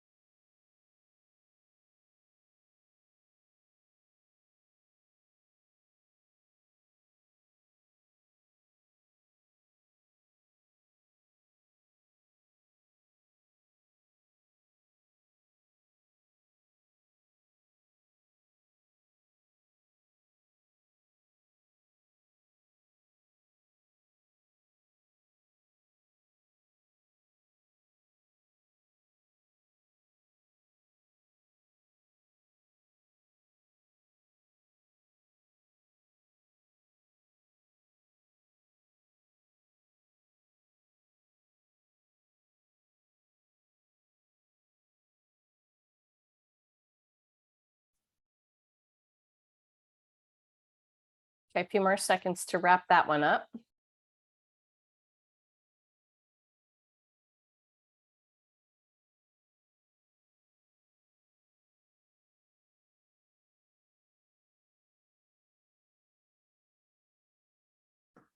Okay. So who would like to read either piece? Just pick one though. Who'd like to read theirs? Yeah, Allie. Okay, as many of you know, I missed the first meeting because I have a dog with separation anxiety and the fireworks were going. So I basically said, Mom, I don't like it when you leave me. Julius, I have to leave you sometimes. I have to get dog food, teach yoga, work, run errands. I think you need to prioritize better. Mainly, the priority is me and my separation anxiety. Isn't the CBD working? The hemp treats? No, I need to be with you all the time, every minute of the day. We've been together for 12 years. You should know that by now. We're going to have to figure something out. I can't be home all the time. Well, I'm a dog who loves to travel. So Very nice.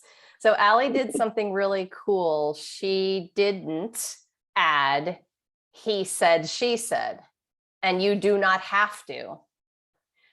Most of us will be able to follow along in a dialogue back and forth depending on that conversation. And Allie's was a great example. I could follow along, exactly knew when the dog was talking or when she was talking. Occasionally you'll need a he said, or she continued, or he, to help the reader get in place with where the conversation is, but you'll know that by reading through it. And if you have questions, I will help you edit that to make it clear. So that was super awesome. Thank you for sharing. Thanks for being brave. Who else wants to read either one, the bliss or the conversation? Yeah, I see you, Heidi and Michelle. Heidi, unmute if you can. Okay, I didn't know who you want to go first. So I'll do the bliss. My body feels so warm and soft. The water's perfect, washing over me as I float in the sea, weightless, supported. I take in the salty smell, the blue of the sky, the sounds of the wave lapping and breaking around me. I love nothing more than the sense of quiet and balance I feel when in the sea and my mind stops. I can hear my heart beating, my lungs filling with life-giving air. That's all I had. Nice. Who else's bliss had to do with water? Anyone? Yeah, I don't know why, but there's always like half of us. It's like the ocean, please get me there now. It can be a bathtub, it can be the ocean, it can be a hose over my head. It's water. Awesome, Heidi. Thank you. All right, Michelle, you ready? Yep.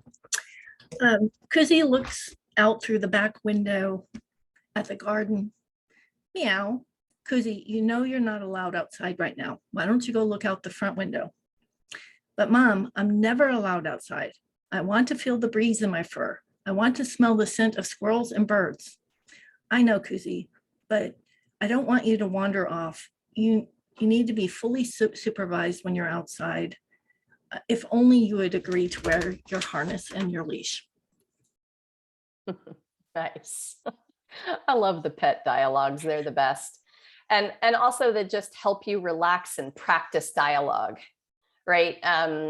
When it's people dialogue, it's a little more interesting, but it makes me want to remind you that you've got some creative license here. You will not always remember every important conversation you had in these defining moments that you want to write about. So do your best, right? Do your best with that. The inner thoughts as well. Sometimes you won't remember exactly every single thing you were thinking, but you'll have a pretty good clue about the emotions you were feeling, and you can get close enough by doing it that way. And thank you to those who read. It's fun to practice this when you really embrace show versus tell. I think somebody earlier in the chat mentioned it was the one thing that they took from this and used moving forward. So I thank you for typing that. It will make your writing come alive. You will be a better writer as a result of doing these things. You'll get comments about how well written your stuff is. People will recognize your writing because you're showing us. It's really, really wonderful. So, oh, good, Colleen, that's awesome. She's inviting you guys to record anything and drop it into the Facebook group for sure. So I'm going to give you the replay today and a bunch of resources of different things that we're talking about today for the writing. There are going to be some timelines for you, some cheat sheets for the writing style that we need you all to think about. There's some boring things like your numbers from 1 through 10 are actually spelled out. Unless it's a numbered list, right? You can have your numbers. Don't capitalize words that shouldn't be capitalized, and definitely don't all cap any words. If you want to shout, then use your exclamation point. But I will definitely edit things out that are making the reader stop and ask a question. Then you just lost them. Like, should that word be capped? You just lost them. So don't cap unless you should be capping, and I'll help you edit some of that. You know, the word divine, the word spirit, okay, cool. But then sometimes an author's chapter will be full of capitalized words and it looks like a mess, and it'll stop up the reader. All capped words will stop the reader. So I rather have the word typed normal with the exclamation if you want it to be emphasized, or italics is a great way to emphasize that word. Okay, so that's cool. One space after the period, y'all, not two, please, please, please, one space. The semicolons, both sections on either side of the semicolon is a full sentence. It has to be read like a full sentence. So sometimes you're using incorrect punctuation. We'll help you with some of that. The ellipsis, the 3 dots, is supposed to be for missing words, not like a wait for it type of thing. So there's actually, it's supposed to be taking the place of words that are happening, missing words. Okay, so I will take ellipses out if I think they're misplaced. Your Oxford comma, we are a champion of the Oxford comma. We want it in there. What is the Oxford comma? Mind, comma, body, comma, and spirit. It's the one after body. It's the one before the word and. That's your Oxford comma. We want them, and we will add them in if you miss it. So it's like when you're doing the lists of the words with the commas, it's the one before the and, the word and. I've learned a thing or two, Beth, about all of the things. Like I'm getting better at it, you know, every day, but there's a lot to learn about it. Oh my goodness.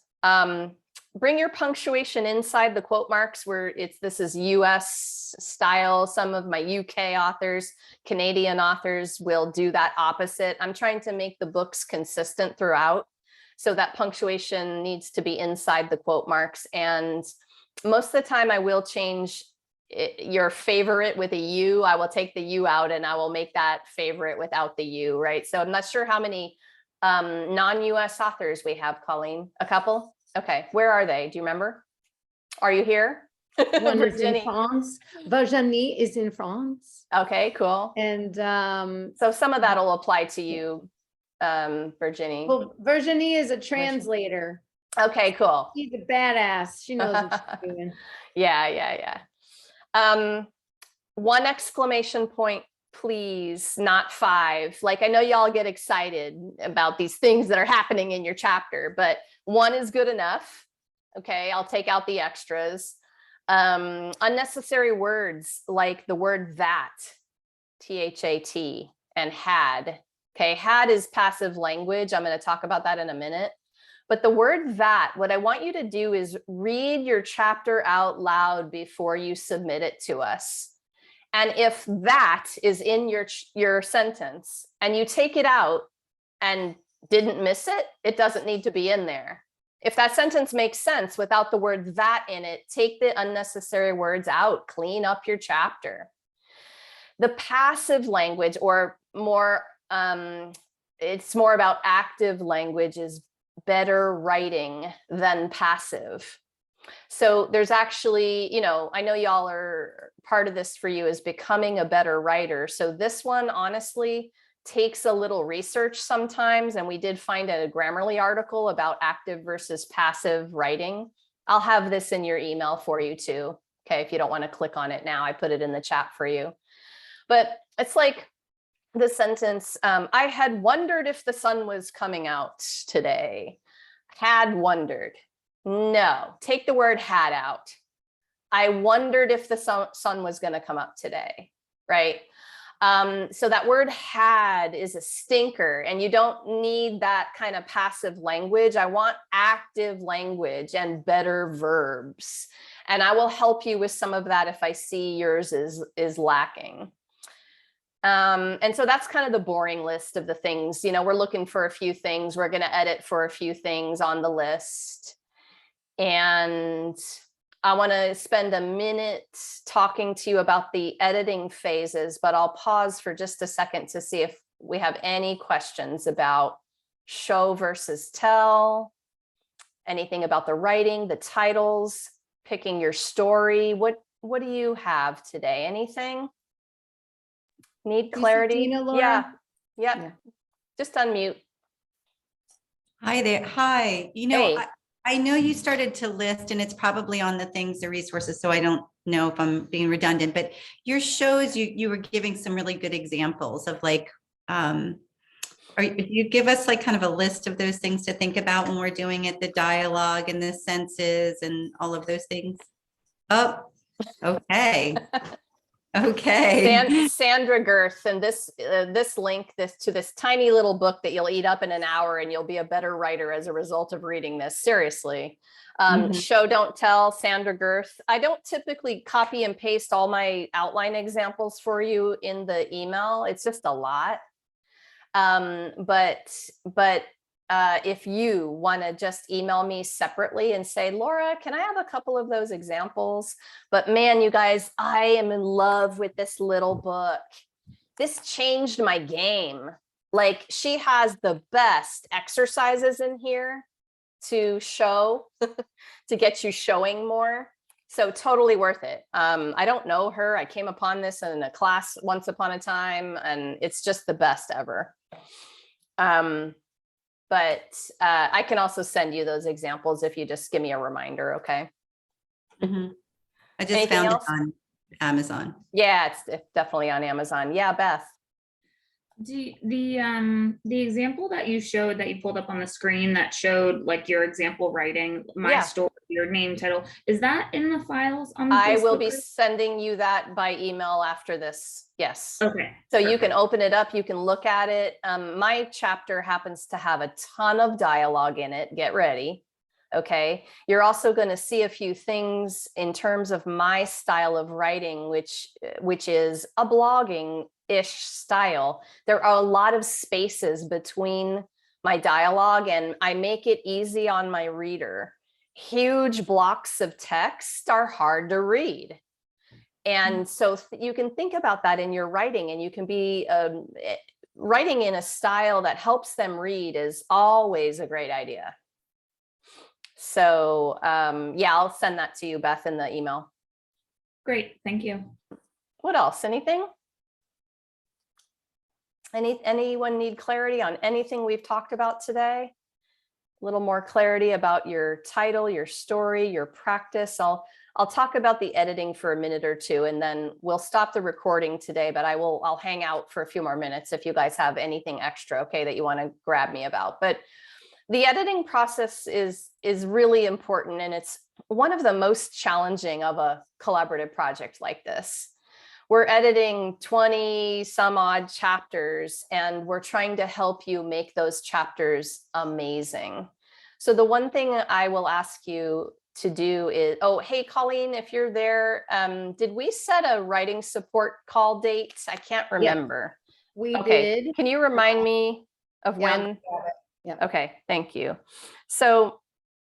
So we know that today is a bit like, woo, it's overwhelming, and you're getting all these ideas flowing, and maybe you're changing your mind about what you thought you were going to write about, and now you're starting from scratch a little, whatever you're feeling, right? But when is it, Colleen? Can you see it yet? So we set up a writing support call it's going to be, I'm looking at my calendar, but I can't find it for. I think it's, oh, Jill's hooking me up. Oh, thank you. Oh, thank you guys. The 19th at 10. Beautiful. I knew it was there somewhere. So come, are you sure the 19th at 10? Hey, give me a second to go pull my own calendar. Just give me a sec. Okay. Okay. Bye, I need to make sure that is the date that you're seeing that in the I'm pulling up my email. Oh, you put a question mark. Okay, I don't think it is that date. So we'll find it. Anyway, we're going to have that for you coming up. I know it's scheduled because we want you to be inspired to start your writing process this week. Get it going. And if you have some stuff written, you can bring it to the writing support call and get some live coaching for whatever you're working on. So start your writing process, come to the support call. You can ask me any question that you have on the writing support call, and we'll support you along the way. All right. And then your chapter deadline will be coming up. The submission deadline will be coming up on August 2nd. We would like for that to be your best work. You've read it out loud to yourself at least once, and maybe you have a second pair of eyes proofing it. If you're familiar with Grammarly and you just want to run it through the free version, that counts. That's great. We'd like it to be clean, because when you submit that best work, we can take that best work and we can then elevate it, make it shine, help you make it better. If you're submitting a chapter that is not your best work and it's full of mistakes and you rushed, or you didn't have time to really make it what it needs to be, then guess what we're doing in the editing phase? Fixing it. We're not elevating it. We're not having time to bring it to the next level because we had to fix it. And that's really tough for us. Okay. So do your best, work on this now, bring it to the writing support call, ask your questions. And then when you submit, I'll be making the edits, some corrections, some suggestions. If I see that you've missed an opportunity to show us, I'll make little notes for you so that you can think about what you might put there. And you're going to get that chapter document back after I edit it. And it's going to have a note at the top that gives you instructions about what to do, which will be correcting any corrections, rewriting parts if you'd like to do that, changing anything you feel like, basically. And then when you submit that back to us, cleaned up and corrected exactly how you want it, it's going to go, we're going to run it through one more proofing because we're just making sure you haven't put any typos in there by accident. And then those chapters go into a Dropbox and our designer grabs everything and he formats our very first PDF interior, which will then go out to the entire author cast as a round 2 of editing. And that's your chance to slowly go through your chapter and see if that corrected chapter that you sent, it's been proofed again, is exactly how you wanted it. And this is the stage where small corrections are being made. You have up to about 10 of those if you find that many. We're hoping you don't find even that many. I need to add my link. Ooh, we forgot this little typo here. Ooh, I need to change this little thing here. And you're gonna have very specific instructions about how to show us the corrections that you want made. Second interior will come back from our designer after he makes all those corrections. And then we'll have a final sign off, round 3. You're signing off that your chapter is exactly 100% to your liking. You're good to go. And we will get a sign off from all of our co-authors before Colleen and I go into our final scan, final changes, final additions, mostly for Colleen, because she has bigger homework than you guys. She's writing other sections of the book. She's doing some call to actions. She's putting reviews in. She's doing lots of other things. So we'll have those 3 rounds, the first editing phase where you get your chapter back being the most important, where you have a chance to make any changes you feel like, please, pretty please, with sugar on top, take advantage, because once that's a PDF interior, it's much more difficult to make those changes. Not that we can't do it, but we're giving you this opportunity in the beginning to do anything you feel like in terms of rewrites. We used to not do that, but it was proving too difficult. So this first round will be your first awesome round to do that. Any questions? Colleen, anything I missed? I don't Anything think you so. want to add? But I equally say, please, the timeline for this and the due dates are really not flexible, right? The 2nd of August is the 2nd of August. We are 100%, and I say we, all of us here together to support each other, making that happen. I won't get into it. That didn't happen on the first book. It created a lot of, it took away from some of the editing that could be done, that gave us the time, the power to make your chapter sing.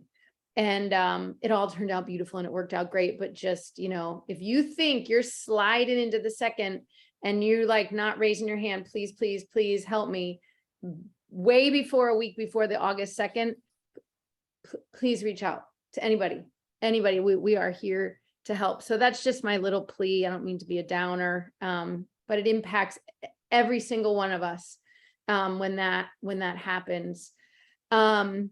And let me add just Yeah. quickly to that. Once you submit, there will be 5 to 7 days after that I'll be editing. I don't always go in chapter order. So I may be a little bit all over the place about whose chapters are coming back first, second, third, fourth, 20th. Okay.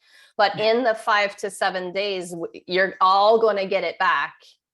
And there will be a 2 to 3 day turnaround for those changes to be made. And then you submit that chapter back to us. If you know you're on vacation in the time period and you're not going to be plugged enough to do that, that's a problem. Like, we need to have those back, because this is the point where we're giving everything to our designer to format. One person can hold us up. We're just waiting for the chapters to come in. We can't move forward without all of them. So there'll be a 2 to 3 day turnaround once you get yours back. This is not that big of a deal. It's just making the small corrections, doing any rewrites that you want to do. But I just want to warn you that to watch that inbox. I'll send notes in the Facebook group that tell you what stage we're at in the process, getting you ready for those emails coming in, that type of thing. And I am always here. I just put my personal email and cell number in the chat for you. If you need me and you need help, support, you're stuck, you're lost a little bit about your writing, you just need a little inspiration, need a title brainstorm, the very, very best way to get me is a heads up text in the early morning. I will always answer you back. After 1, 2, 3 p.m. Eastern, it's a crapshoot. You might have to wait to the next day. I'm an early bird, and I'm Eastern time zone. So if you can grab me in the morning, I'll almost always call you back for a quick chat, brainstorm, whatever you need. Okay. Yes, we did. Did we figure that out? Colleen? What did you Yes, figure out the date? it's the 19th. We just hadn't put a time. Oh, I highly suggest noon, because we have French and Californians. yeah, I'm sorry, I cannot do noon on the 19th. All right, what do you got? So I could, we didn't have a time, are you sure? I'm like, why do I not have this on my calendar? Maybe that's because we didn't set a time. Okay, no worries. So the 19th would be great. How about we do, we have a little bit of California, on the roster. Mm-hmm. How about we do, can the majority do 3 p.m.? I think we just say 3 p.m. Okay, so we'll record this as well. And I'm going to go ahead and put that in. So please calendar writing support call. It's not a mandatory call, but you'll Correct. miss if you're not there. It'll help your process if you're feeling a little stuck, or you just have some questions about your sections. You want to get a little live coaching about what you've been working on. And we are meeting as a group. If people are wanting to, we have a standing author call Wednesdays at noon into perpetuity starting tomorrow. I know I am not Laura DeFranco. You can tell by what you've gained today in the last 2 hours. But I believe deeply what Laura says, that reading our own chapters and ping-ponging between each other gets us really pretty far. So those are also happening, Laura. I think you probably saw that in the Facebook group, but just in case. And I would book an hour for that 19th call. If you have an hour and 15 minutes to book. Yeah, you want more than that, Laura? Hour and a half on the 19th? 1 hour. Yeah, 1 hour. So if you guys want to stay, I'm happy to stay. If Laura has to go, if us staying together is useful on the 19th, but we will have the Wednesday calls. Yep. And then I want to mention one quick thing while we're still recording for anyone who is watching the replay today, but just something important. The 25th, 6th, 7th, and 8th, it will be very difficult to get a hold of me. I have a very intense issue going on with my family. And those particular dates are going to be like early morning and late evening is when you would get a response from me. pretty much, unless I can like sneak a text in the middle of the day. But those are going to be rough. And I realize that's the week before your chapter is due.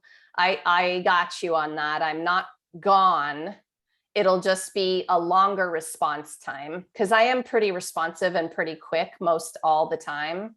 It's just that I want you guys to know ahead of time. If you're not hearing from me, it's not because I'm ignoring you. It's just because I got something going on those dates. So it'll be great to have our session on the 19th. And before then, certainly hit me up. Okay. One more thing before you stop recording. Beth, who is the owner of State of Being affirmation candles, has a beautiful website. If you want to go check it out, stateofbeingco.com. She has beautiful candles that look like this. Now this one's burning because I was burning abundance while we were all on. Oh, she has nice. We connected over a candle called Fearless, which Talisha is aware of, and that Pamela Villado is aware of because that's we all met in LA. And she had an offer that something she just wanted to extend it to the group. So I want to make sure recording. Please. Oh, you Beth. So I found that for me, the scent obviously plays a huge factor. And so I came up with this affirmation candle company. So I was thinking, because I have found that like whether I'm needing to feel more powerful or more daring or even just connected, as soon as I'm lighting these candles, I'm feeling much more in that mood and just more inspired. So as I was listening to this phone call and as we were doing it, I'm like, oh my gosh, I need to get everyone a candle so that they can write with this candle with them. So I just created a discount code for 40% off, and I did it off your order in case you want more than one candle. I'll send them out, have at it. But basically I created a link. I'm going to put it in the chat right now. So it'll be 40% off your order. Get whatever you want. And I was hoping that, get a candle that's really resonating with you. If you're hoping to have, feel more daring during this process, if you're hoping to feel powerful or having abundance come with this, things like that, take that candle, start lighting it while you're writing, and really just kind of dive into the intentions of that and allow the scent and the aroma to just make that brain connection for you and really hope to enhance your writing. I really want to create a community behind this brand, and I'm slowly but surely doing that. And so I just feel like this book is just an amazing way to help use this to create a sacred space. So I want to help you, and honestly, and in return, you guys just knowing that you're able to use this product in this way would mean like the absolute world to me.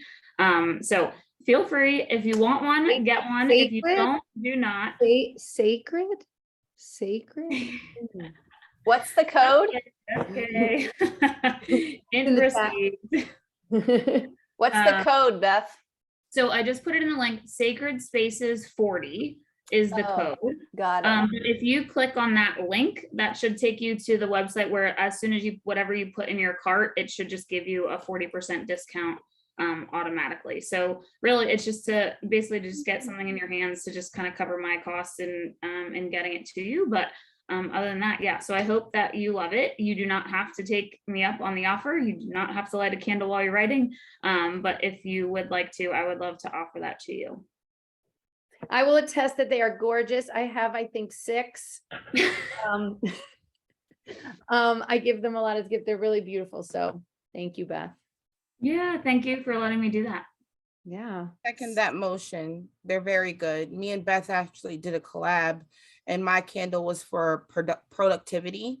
And so I light mine sometimes when I have calls just to keep me more productive, and they're functional. So yes, they work. That is really, really awesome. I'm trying to figure out where, let's see, what number was it?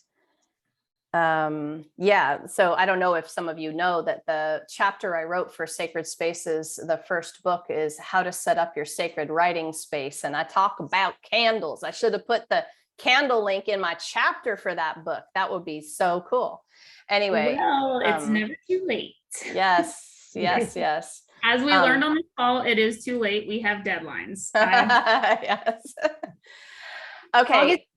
August 2nd. All right, I'm gonna stop the recording because we're already pretty long here for those poor replay watcher people.